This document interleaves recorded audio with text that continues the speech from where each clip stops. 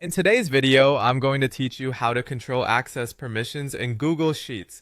Managing who can see, comment on, or edit your spreadsheet is essential for keeping your data accurate and secure.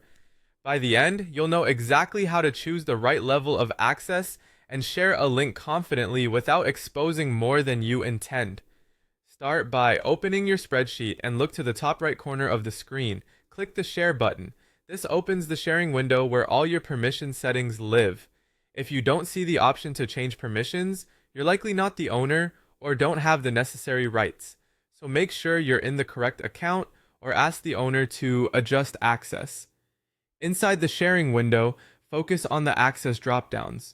You can control permissions for specific people and for the general link. Choose the appropriate role. Viewer can only see the file, commenter can leave feedback but can't change the content, an editor can make changes to the spreadsheet.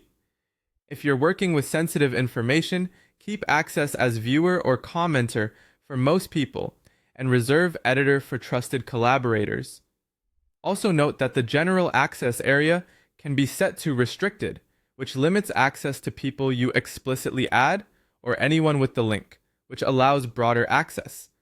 Select the option that fits your situation and confirm each person's role matches what they need. Once you've chosen the correct access level, click Copy Link. This places a shareable link on your clipboard using the permissions you just set. Before you send it, take a second look at the general access setting to ensure it's not more open than you intend. If it's on anyone with the link, anyone who receives the link can use it with the role you selected.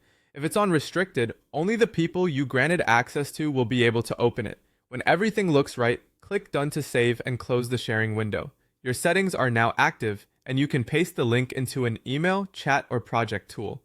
Quick tip: if the file is sensitive, test the link in a private browsing window or ask a teammate to confirm they see the right level of access.